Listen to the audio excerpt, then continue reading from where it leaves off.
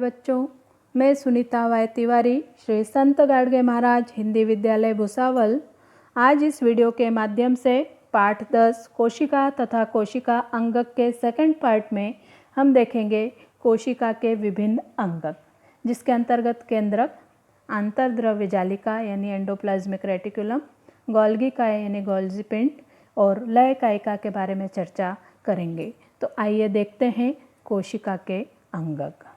विशेष कार्य करने वाली कोशिका की शक्ति इकाइयों को कोशिका अंगक कहते हैं। केंद्रक तथा हरित लवक के अलावा अन्य सभी अंगकों को केवल इलेक्ट्रॉन सूक्ष्मदर्शी द्वारा ही देखा जा सकता है। कोशिका के विभिन्न अंगक जैसे केंद्रक, आंतरद्रव्य जालिका, गोल्गी काय, लय कायिका, तंतुकणिका, रिक्तिका, लवक और हरित लवक यह होते हैं। तो सबसे पहला जो घटक है वह देखते हैं केंद्रक। प्रत्येक कोशिका में दिखाई देने वाला गोलाकार गहरा धब्बा अर्थात उस कोशिका का वह केंद्रक होता है। केंद्रक के चारों ओर दोहरा आवरण तथा उस पर छोटे छोटे छिद्र दिखाई देते हैं। इन छिद्रों द्वारा केंद्रक के अंदर और बाहर पदार्थों का वहन होता है। केंद्रक में एक गोलाकार केंद्रकी होती है तथा रंग सूत्रों का जाल होता है। गुणसूत्रों के कार्यात्मक घटकों को जनुक कहते हैं। अब देखते हैं केंद्रक के कार्य।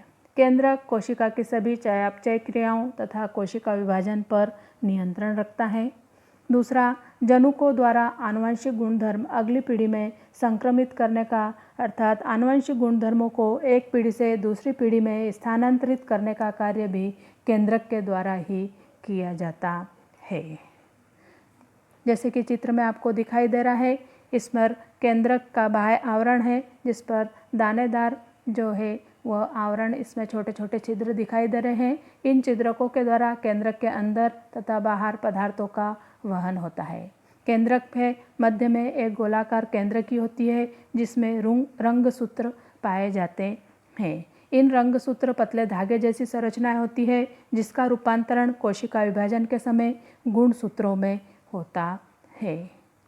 दूसरा जो घटक है वह है आंतरद्रव्य जालिका या एंडोप्लाज्मिक रेटिकुलम। जैसे कि इमारत में कई प्रकार की हमें पाइपलाइनें दिखाई देती है और वे अलग अलग प्रकार से कार्य करती हैं। उसी प्रकार कोशिका के भीतर विभिन्न पदार्थों का वहन करने वाले अंगक पाए जाते हैं। पाइप नुमा संरचनाएं होती है जिन्हें आंतरद्रव्य जालिका कहते हैं। आंतरद्रव्य जालिका अर्थात तरल पदार्थों से भरी हुई सूक्ष्म नलिकाएं होती है जो पटल पर एक दूसरे से जुड़कर बनी जाल जैसी संरचना होती है। आंतरद्रव्य जालिका अंदर से केंद्रक को तथा बाहर से प्ररस कला से जुड़ी होती है। आंतरद्रव्य जालिका कोशिका को आधार प्रदान करने वाली एक चौखट होती है। इसके द्वारा प्रतिरणों का परिवहन किया जाता है तथा अन्न, हवा तथा पानी द्वारा शरीर में प्रवेश करने वाले विषैले पदार्थों को पानी में घुलनशील करके शरीर से बाहर निष्कासित भी कर दिए जाते हैं। जैसे कि चित्र में आपको दिखाई दे रहा है, केंद्रक, उसके बाहर पाइप नुमा संरचनाएं होती है, सूक्ष्म नलिका नुमा संरचनाएं हमें दिखाई दे रही है जिस पर बारीक कणों के रूप में राइबोसोम्स भी पाए जाते हैं जो कि केंद्रक को अंदर से केंद्रक को तथा बाहर से प्ररस कला से जुड़ी हुई होती है। तीसरा जो घटक है वह है गोल्गी काय या गोल्जी कॉम्प्लेक्स। एक दूसरे से समांतर रची हुई 5 से 8 चपटी खोखली थैलियों से गोल्गी पिंड बनता है। इन थैलियों को पुटिकाएं कहते हैं। इनमें विभिन्न प्रकार के प्रकीर्ण यानी एंजाइम्स भरे होते हैं। आंतरद्रव्य जालिका द्वारा संश्लेषित किए हुए प्रथिन गोलीय पीठिकाओं में कैद होते हैं। गोल्गी पिंड की विभिन्न परतों से गुजरते समय प्रकीर्णों के कारण इन प्रथिन युक्त द्रव्यों में परिवर्तन होता जाता है।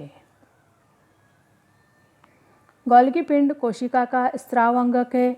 कोशिका में संश्लेषित हुए एंजाइम्स, प्रथिन, रंग द्रव्य आदि पदार्थों में परिवर्तन करके उनका वर्गीकरण करना और उन्हें कोशिका में या कोशिका के बाहर अपेक्षित स्थानों तक पहुंचाने का कार्य गोल्गी पिंड के द्वारा किया जाता है।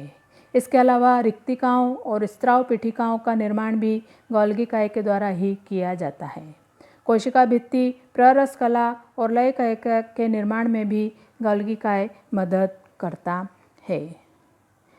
जैसे कि चित्र में आपको दिखाई दे रहा है, गोल्गी काय में कई सारी पुटिकाएँ दिखाई दे रही है जो कि खोखली होती हैं, जिसके अंदर कई प्रकार के प्रकीर्णव भरे होते हैं।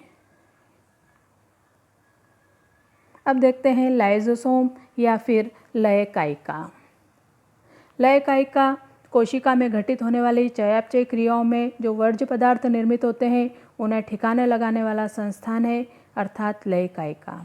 लय कायिका यह सामान्यतः इकहरे पटल द्वारा वेष्टित थैली होकर उसमें पाचक रस प्रकीर्णव होते हैं। लय कायिका कोशिका पर आक्रमण करने वाले जीवाणु तथा विषाणुओं को नष्ट करती है, अर्थात रोग प्रतिकारक प्रक्रिया का निर्माण लय कायिका के द्वारा होता है। दूसरा, लय कायिका को विध्वंसक दस्ता भी कहा जाता है, क्योंकि जीर्ण तथा कमजोर कोशिका अंग को सेंद्रीय मलबा तथा वर्ज्य पदार्थ लय कायिका के द्वारा ही बाहर फेंके जाते हैं। लय कायिका को आत्मघाती थैली भी कहा जाता है, क्योंकि जब कोई कोशिका जीर्ण अथवा क्षतिग्रस्त हो जाती है तो लय कायिका फट जाती है और उनमें स्थित पाचक रस या एंजाइम्स स्वयं की कोशिका का पाचन कर लेते हैं। इसलिए इसे सुसाइड बैग या आत्मघाती थैली भी कहा जाता है। भूखमरी के समय लय कायिका कोशिका में संग्रहित प्रथिनों और वसा इनका पाचन करती है। जैसे कि चित्र में आपको दिखाई दे रहा है, इसके आसपास इकहरा आवरण होता है जो वर्ज्य पदार्थ और इसके अंदर चयापचय क्रियाओं के दौरान जो वर्ज्य पदार्थ निर्मित होते हैं वह भरे होते हैं, जो कि जटिल प्रकीर्णों के द्वारा पचाए जाते हैं। इस प्रकार हमने इस वीडियो के माध्यम से कोशिका के विभिन्न अंगों को और उसके कार्यों के बारे में पढ़ा। आगे के पार्ट में आगे के अंगों के बारे में जानकारी दी जाएगी। Thank you.